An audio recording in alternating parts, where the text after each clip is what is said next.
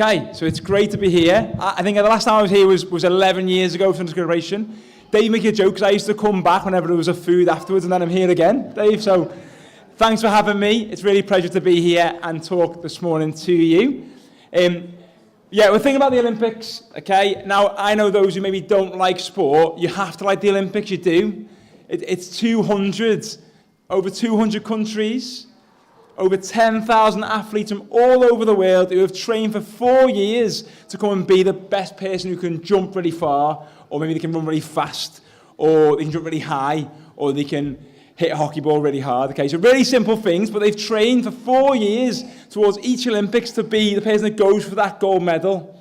And for an athlete, they might get 1 or 2 Olympics. They train maybe their whole life for that pinnacle.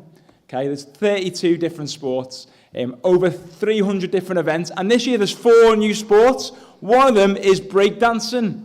I don't know how I feel about that, but it's constantly growing, constantly getting bigger, and all over the world, they're looking forward to it. So maybe, kids, I know you've got 6 weeks off and your timetables are maxed out, but maybe at some point during that 6 weeks, get a chance to watch the Olympics and see a new sport. And you see these athletes who have trained for 4 years to try and get to the pinnacle of what they're doing. But this year, as Dave said, it's in Paris. It starts at the end of the month. And there's the logo there. You might recognize the Olympic rings. Okay, something there. Okay, but as Dave said, we're going to think about the Olympics that happened 100 years ago. Okay, in 1924. I need 2 volunteers. Okay, you don't even know what I'm asking you to do yet. Okay, hands down. Okay, so I want the 2 people who think they're the fastest in Sunday school. I would pick Phil, but he's hurt his knee, so I'm not going to pick Phil. I think, go on, you 2, come on, you 2, come on. Okay, so why don't you stand this side for me? And one over that side, okay? So, here's 100 years ago. Imagine we've gone back in our time travel. We're here now in Paris in 1924. We have the next slide. Here's our 2 people. So your name now, as long as you want it, is Harold. Okay? You are the fastest in England, favourite to win, fastest time. And then we've also got Eric. Here's Eric. You're from Scotland. Okay? Rest of the that's your name. Okay? Now these were both friends, rivals. Okay, both the 2 fastest in the world, and they were trying to win that Olympic gold in Paris, 1924. Harold, both really excited, but Harold was really, really nervous. Show your nervous face. Nervous face. Really nervous. You're going for a gold medal. Nervous face. Okay, never mind. You're not going to make it. Right. Really, really nervous. His identity, he said, was completely caught up in this gold medal. He said, I've got 10 seconds to define me. 10 seconds to prove my existence. At the 100 metres, it's 10 seconds long. He's trained for 4 years for 10 seconds. Imagine the pressure. And that's what he felt. And he was so nervous because he was consumed by this idea that I really want that gold medal. Compared to Eric, Eric was competing in the same event, equally as gifted, equally as talented. But Eric said God had made him fast. And when he runs, he feels like God is running alongside him. He feels joy. He feels like he's doing what he's created to do. So 2 men, both training, both committing their lives to going after this gold medal, but inside, both very, very different. Okay, boys, sit down. You can keep the names Harold and Eric if you want. I don't mind. But yeah, so these 2 men, both looking forward to this, going for the gold medal, the thing they've trained for 4 years, the thing that is the highest pinnacle that they're going for, but inside, totally different. And then it comes to a problem, okay? Eric finds out that his race, the 100 metres, is on a Sunday. Now, throughout his career, he's never, ever ran on a Sunday. He's seen Sunday as commitment to church and church alone, and that's his way he felt to honour God. Now, Christians make lots of different decisions, and we're not necessarily focused on the decision that he made this morning. We haven't got time to go into Sunday sport and all the different things that go involved with that. But Eric decided not to run. The thing that he trained 4 years for, instead, he decided to run the 400 metres, a race that he never, ever competed in before, a race that he never trained for, a race that people around the world have been training 4 years to be good at, and here's Eric thinking, I'll just enter that then. And not only did Eric go and win the gold medal in the 400 metres, he set the world record and changed the way people run the 400 metres. They used to run it as a little jog and then a sprint at the end. Eric, as a 100-metre runner, just sprinted the whole way around. And suddenly you're like, oh, let's all do that. So, and the reason we're looking at this story isn't because he won the gold medal, although it's a great end to the story. It isn't because he decided not to run on a Sunday.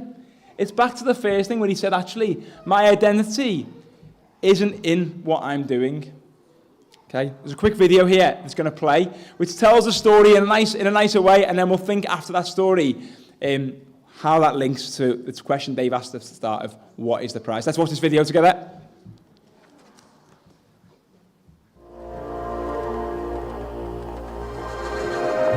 We're all running a race. We're living our lives. We're all asking questions of the what, when, and whys. So what do you run for?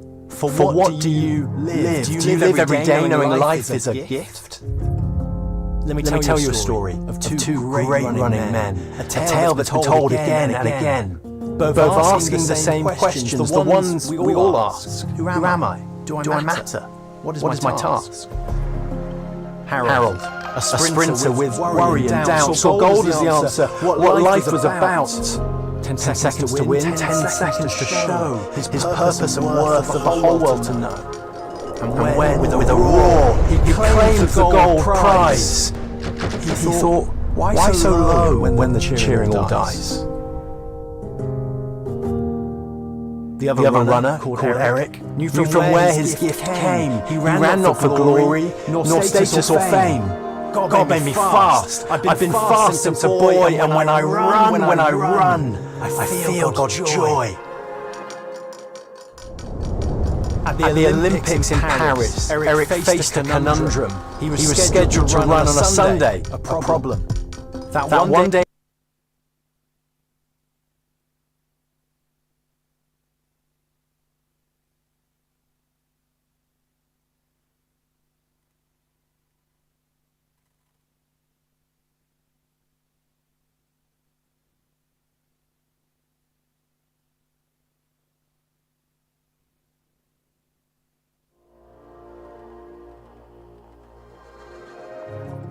day of a race. We're living a week for church he committed. So what, when, and why? So what do you run for? For what do you... Events were now all omitted. Now running the 400s is less favoured race. He set out to run in a blistering pace. He ran like the wind, a force to behold, leaving others behind, securing the gold. Harold and Eric, two runners compared, both living for something eternally paired. We all run for something, for glory and fame. We strive and we push to make great our name. But wherever we find our value and purpose, if it's in our performance, it's fragile and worthless. God didn't love Eric because he had won. God loved Eric because of his son. In the Bible, Paul, with wisdom did say, run for a prize that won't fade away, a prize won by Jesus, who died on the cross. He performed in our place, for us his life lost. What prize are you after? What are you aiming for? Do you, like Eric, run towards something more? We're all running a race. We're living our lives. For what are you living? And what is the prize?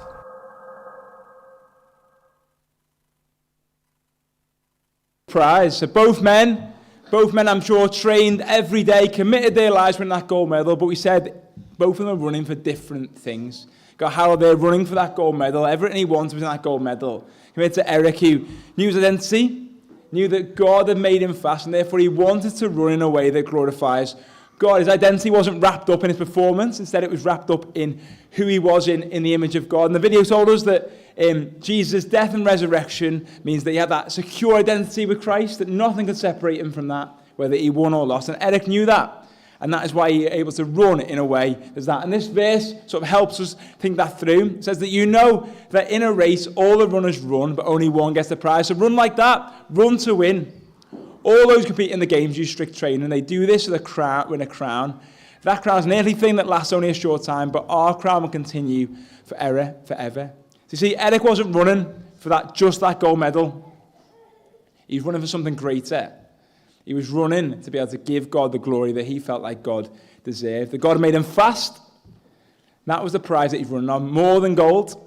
So as you watch the Olympics this summer, if you do, as you watch it, think of those athletes that have put in those hours and hours chasing after that dream, and think of the greater dream that you've got, the greater hope that you've got, that not only can you commit your life to that, but that life is secure, that God is going to love us regardless of our performance because of the death and resurrection of Jesus.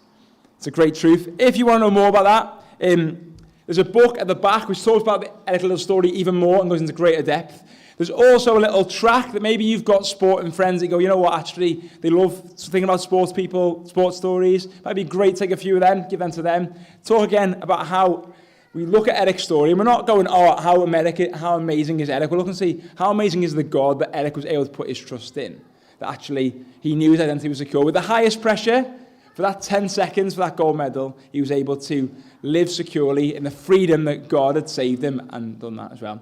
So I'm going to pray and ask that God would help us to know that prize this week. Father God, I thank you that we are secure in you. Regardless of our performance this coming week and the week that is past, Lord, that we are secure in your love and nothing can separate us from that.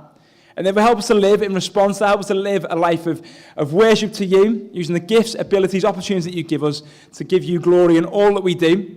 Help us when we find that really too hard, Lord, and help us to share that with others, and help us to share that great hope that we have in the gospel in your name. Amen.